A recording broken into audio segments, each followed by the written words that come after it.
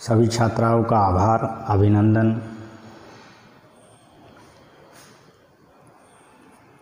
सभी छात्राओं को बता दिया जाता है कि आपकी ऑनलाइन क्लासेज चल रही है। जिन छात्राओं ने एडमिशन ले लिया है उनके नंबर आपके ग्रुप में जोड़ लिए गए हैं और आपकी सभी सब्जेक्टों की ऑनलाइन क्लासेज चल रही है। यदि किसी के पास वीडियो नहीं भी आ रही है तो वो अपने सर से अपने जो पर्सनल नंबर है, व्हाट्सएप नंबर, उन पर लिख के भेजे और उनको बताए कि भाई हमारी वीडियो नहीं आ रही है। तो वीडियो पूरा देखें, समझ में नहीं आ रहा है तो आप मेरे से मेरा व्हाट्सएप नंबर आपको दिखाई दे रहा है, उस पर से आप बातें कर सकते हैं और जो भी समस्या है उसके बारे में पूछ सकते हैं। और वीडियो देख के लाइक ज़रूर करें और जो भी समस्या है उसके बारे में बताएं। तो अपन का जो लेसन चल रहा था वो चल रहा था आपका वोल्केनो एंड अर्थक्वेक, ज्वालामुखी एवं भूकंप, जिसमें से हम पहले चैप्टर उसमें से ले रहे हैं वोल्केनो, ज्वालामुखी, उसके बारे में उसकी परिभाषा हमने आपको कल बताई थी कि भाई वोल्केनो क्या होते हैं, किस प्रकार से आते हैं। तो वो सभी चीज़ों के बारे में बात करके उसके बाद हम बातें करेंगे इसके टाइप्स, प्रकारों के बारे में कि ज्वालामुखी के कौन कौन से प्रकार होते हैं, कितने प्रकार के ज्वालामुखी होते हैं। जनरल भाषा में हम इसको दो भागों में विभाजित करते हैं। एक तो होता है उद्गार के अनुसार कि भाई ज्वालामुखी आया और ज्वालामुखी जब धरातल पर प्रकट हो रहा है, पृथ्वी के आंतरिक भाग से निकलकर जब धरातल पर प्रकट हो रहा है तो धरातल पर प्रकट वो किस प्रकार से हो रहा है, उसमें कितना तरल है, कितना मैग्मा है, कितना लावा है, चट्टाने है, राख है, धुआं है, क्या चीज़ है, कितनी ऊंचाई तक वो जा रहा है, कितनी तेज विस्फोट हो रहा है, उसके साथ अर्थक्वेक आ रहा है या नहीं आ रहा है, कितने लोगों की जान मान की हानि हो रही है, कौन कौन सी जगह ऐसे भूकंप आते हैं, ये सभी चीज़ों की चर्चा होती है।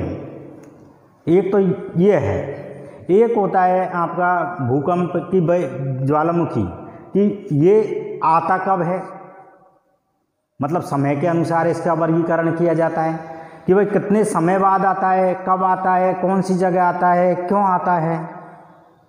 तो समय, टाइमिंग में आपको ये भी होता है, काफ़ी जगह आप देखते हो कि रोज़ के ही ज्वालामुखी आते हैं, जिसमें हमने जापान का नाम काफ़ी बार सुना भी है कि जापान में बहुत से ज्वालामुखी आते हैं, बहुत से भूकंप आते हैं। भूकंपों की चर्चा इतनी ज़्यादा होती है कि बताते हैं कि वहाँ पर जो घर है वो कागज़ के, गत्तों के या लकड़ी के बनाए हुए होते हैं, ईंट और पत्थर के बहुत कम मकान होते हैं। क्यों? क्योंकि वहाँ पर रोज़ के भूकंप आते हैं तो उसको मकान को उठा के वापस से रख लेते हैं, वो गिर गया फिर उठा के रख ले तो जान माल की हानि तो नहीं होगी, कम से कम भूकंप तो आएंगे, परिस्थितियों से घबराते नहीं हैं। तो इसी प्रकार ज्वालामुखी है कि भाई कितने समय में आता है, कब आता है, कैसे आता है। तो इस प्रकार से हमने दो भागों में इसको विभाजित किया है। एक तो है आपका ज्वालामुखी उद्गार के अनुसार इसका वर्गीकरण होगा, स्वरूप के अनुसार वर्गीकरण होगा। स्वरूप क्या होता है, मतलब कैसा लगता है, आप कैसे लगते हो, तो वो होगा आपका स्वरूप। तो स्वरूप किस प्रकार का ज्वालामुखी है, गोबीनुमा आकृति में है, ढगोलेनुमा आकृति में है, पेड़नुमा आकृति में है, किस प्रकार की आकृति में है, तो वो होता है स्वरूप। मतलब उद्गार के अनुसार या स्वरूप के अनुसार वर्गीकरण। और एक दूसरा होता है ज्वालामुखी अवधि के अनुसार वर्गीकरण, मतलब समय के अनुसार वर्गीकरण कि कब आता है, 1 साल बाद आएगा, अब आ गया, आज आ गया, फिर 1 साल बाद आएगा या कल ही आ जाएगा या जिंदगी भर नहीं आएगा। तो वो होता है आपका अवधि या समय के अनुसार वर्गीकरण। तो दो प्रकार से हमने यहाँ पर चर्चा की है। पहली बात है हम कर रहे हैं उद्गार के अनुसार वर्गीकरण। तो उद्गार के अनुसार वर्गीकरण में आपके 5 भागों में इसको विभाजित हमने यहाँ पर किया है कि 5 भाग इसके आते हैं। पहला है हवाई तुल्य ज्वालामुखी, नाम दिया है जगह के अनुसार, इसका नाम दिया है कि हवाई द्वीप पर आने वाले जो ज्वालामुखी होते हैं उनको हवाई तुल्य ज्वालामुखी के नाम से जाना जाता है। दूसरी बात है स्ट्रोम्बोली तुल्य ज्वालामुखी। इटली के पास में एक जगह है स्ट्रोम्बोली, और स्ट्रोम्बोली में जो ज्वालामुखी आते हैं उनको उसके अनुसार वर्गीकरण कर दिया है, तो स्ट्रोम्बोली तुल्य ज्वालामुखी कह दिया। वल्केनो तुल्य ज्वालामुखी, वही इटली के पास में वल्केनो नाम की जगह है, तो उस जगह के नाम से इसका नामकरण कर दिया है, वल्केनो तुल्य ज्वालामुखी, पिलियन तुल्य ज्वालामुखी, वेसुवियस तुल्य ज्वालामुखी। इस प्रकार से 5 भागों में हमने उद्गार के अनुसार इसका वर्गीकरण किया है। हवाई तुल्य ज्वालामुखी, स्ट्रोम्बोली तुल्य ज्वालामुखी, वल्केनो तुल्य ज्वालामुखी, पिलियन तुल्य ज्वालामुखी और वेसुवियस तुल्य ज्वालामुखी, जिसे हम प्लिनियर तुल्य ज्वालामुखी के नाम से भी जानते हैं। तो इनका वर्गीकरण अपन करेंगे, इनके बारे में बताएंगे आपको, लेकिन थोड़ा सा ये बड़ा लेसन है तो इसके साथ ये कांटेक्ट नहीं होगा, क्योंकि कल के अगला वीडियो जो बनेगा सिर्फ इसका उद्गार के अनुसार वर्गीकरण का बनेगा। तो आज अपन चर्चा कर रहे हैं ज्वालामुखी अवधि के अनुसार वर्गीकरण। अवधि मतलब समय के अनुसार वर्गीकरण। तो समय के अनुसार वर्गीकरण को हमने 3 भागों में विभाजित किया है, सक्रिय या जागृत ज्वालामुखी, सुषुप्त ज्वालामुखी और शांत या मृत ज्वालामुखी। पहला ज्वालामुखी का नाम आपका आया है सक्रिय या जागृत ज्वालामुखी। नाम से ही पता लग रहा है सक्रिय, जो बिल्कुल एक्टिव है, भागता रह रहा है, एक्टिव है। जागृत है, जागता हुआ है, जाग रहा है, सक्रिय है, बिल्कुल एक्टिव, मुस्तैद, जवान की तरह, यानी रोज के आना ही है, इसको हमेशा आता रहता है, वो होगा सक्रिय या जागृत ज्वालामुखी, जो हमेशा आएगा, रोज के आएगा, हर 24 आवर्स भी आ सकता है, या आज आया कल फिर से आ जाए, परसों फिर आ जाए, परसों फिर आ जाए, यानी रोज के आ जाए, 20 या तो 35 डे आ जाए, पूरे 365 दिन आ जाए। तो ऐसे ज्वालामुखी जो होते हैं उनका नाम होता है सक्रिय या जागृत ज्वालामुखी। सक्रिय या जागृत ज्वालामुखी, इनसे हमेशा मैग्मा या लावा निकलता ही रहता है, चाहे आज कम मात्रा में निकले या ज़्यादा मात्रा में निकले, लेकिन हमेशा निकलता रहता है। तो ऐसे ज्वालामुखियों को हम नाम देंगे सक्रिय या जागृत ज्वालामुखी। तो यहाँ इसके कुछ उदाहरण है। इटली का स्ट्रोम्बोली ज्वालामुखी ऐसा ही है। इटली का जो स्ट्रोम्बोली ज्वालामुखी है वो सक्रिय या जागृत ज्वालामुखी का उदाहरण दिए हुए रहता है। इसको हम भूमध्य सागर का प्रकाश स्तंभ भी कहते हैं, क्योंकि भूमध्य सागर के पास में है, और भूमध्य सागर में जब जो जहाज वगैरह चलते हैं तो इस प्रकाश स्तंभ, मतलब इस ज्वालामुखी को देख के पता लगा देते हैं कि इटली इधर की साइड है, तो अपने जहाज को उधर की साइड ले जाते हैं। तो इसको प्रकाश स्तंभ के नाम से भी जाना जाता है इटली का, तो भूमध्य सागर का।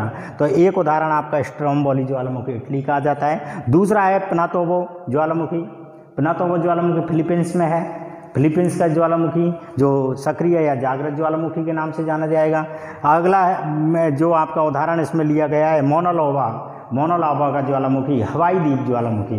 यहाँ पर इसके बारे में चर्चा की जाएगी हवाई तुल्य ज्वालामुखी में। तो ये आपका मोना लावा ज्वालामुखी होगा, हवाई द्वीप पर स्थित है। तो इस प्रकार से ये कुछ उदाहरण यहाँ पर दिए हुए हैं सक्रिय या जागृत ज्वालामुखी के। ऐसे ज्वालामुखी जो लगातार आते हो, उनसे लावा और मैग्मा लगातार निकलता हुआ रहता है, वो सभी सक्रिय या जागृत ज्वालामुखी के उदाहरण होंगे।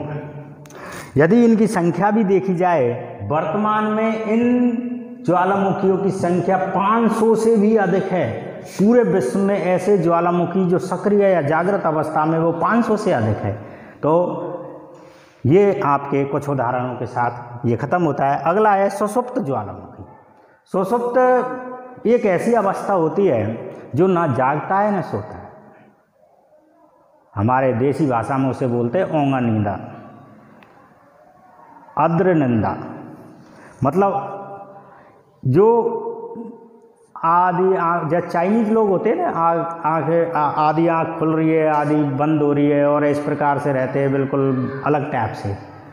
तो यानी ये आ भी जाते हैं या नहीं आते हैं, इनका कोई पता नहीं है, इनके बारे में कोई चर्चा नहीं की जा सकती। कैसा भी भूगोल वेत्ता इसके बारे में नहीं बता सकता कि ऐसे ज्वालामुखी जो या तो कल आ जाए या पता लगे 20 साल तक नहीं आए या 100 साल तक नहीं आए। तो ऐसे ज्वालामुखी जो कभी आ सकते हैं या कभी नहीं आते हैं, उन सभी को सुषुप्त ज्वालामुखी के नाम से जानते हैं। इसके कुछ उदाहरण यहाँ पर दे रखे हैं। इटली का वेसुवियस ज्वालामुखी है, इटली का ये भी वेसुवियस ज्वालामुखी, ये आपका यहाँ पर चर्चा होकर प्लिनियर ज्वालामुखी के नाम से भी इसे जाना जाता है। इंडोनेशिया का क्रोकोटोवा ज्वालामुखी है और फ्यूजियामा जापान का ज्वालामुखी है। इस प्रकार से कुछ उदाहरण यहाँ पर है, वेसुवियस है, क्रोकोटोवा है और फ्यूजियामा है। ये उदाहरण ऐसे हैं जिनका सुषुप्त अवस्था में इनका नाम लिया हुआ है। ये कभी भी आ सकते हैं, इनके बारे में कुछ भी कहा नहीं जा सकता।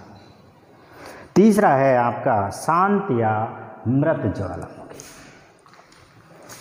शांत या मृत, मरने वालों को भी आजकल यही कहते हैं शांत हो गए साहब, ये थोड़ी कहते हैं कि मर गया, ये तो ख़त्म हो गया, ये कहते शांत हो गए आजकल। वो कहाँ रहते, वो तो शांत हो गए, शांत का मतलब गए हरिद्वार को। तो शांत या मृत ज्वालामुखी, तो इस प्रकार के ज्वालामुखी जो एक बार तो आए कभी, लेकिन उसके बाद आने की किसी भी प्रकार की संभावना उनकी नहीं है। उनके ऊपर या तो झीलों का निर्माण हो गया या किसी और चीज़ का निर्माण हो गया, मानव अधिवास हो गए, यानी वो पूर्णतः समाप्त होने की कगार पर हो गए, या तो झीलों का निर्माण हो चुका है या कुछ और का निर्माण हो गया। एक अवशेष रूप में है कि हाँ यहाँ पर कभी भविष्य में एक बार ज्वालामुखी आया था, लेकिन अब आने की कोई संभावना नहीं है। तो वो ज्वालामुखी होते हैं शांत या मृत ज्वालामुखी। तो इस प्रकार के ज्वालामुखियों के कुछ उदाहरण यहाँ पर दे रखे। पोपा ज्वालामुखी, पोपा नाम बढ़िया है, याद कर लेना। पोपा म्यांमार में है, कोहे सुल्तान ईरान में है, देवमंद आपका म्यांमार में है, ये भी देवमंद, यह इराक में है शायद ये, और किलिमंजारो आपका अफ्रीका में है। भारत में भी कुछ उदाहरण इसके हैं, एक दो। बैरन और नारकोंडम दो क्षेत्र हैं जो अंडमान निकोबार द्वीप समूह में स्थित है, उनको भी लगभग शांत या मृत ज्वालामुखी का ही दर्जा दे रहे हैं, क्योंकि उनमें किसी ने ये भी नहीं बताया कि इसमें आया कब है, लेकिन वो आया जरूर था उनमें ज्वालामुखी, लेकिन अभी आने की कोई संभावना नहीं है और वो पूर्णतः मृत अवस्था में हो गए हैं। भारत के अंडमान निकोबार द्वीप में स्थित है आपके बैरन और नारकोंडम। तो इस प्रकार से हम बातें कर रहे हैं कुछ उदाहरणों के रूप में ज्वालामुखी वल्केनों में, जिसमें उद्गार के अनुसार हमने इसको 5 भागों में विभाजित कर दिया था, अवधि के अनुसार इनको 3 भागों में विभाजित कर दिया गया है। अवधि के अनुसार का आपका पूरा कंप्लीट होता है। इधर से आपके उद्गार के अनुसार वर्गीकरण को आपके अगले वीडियो में हम बताएंगे। जय हिंद।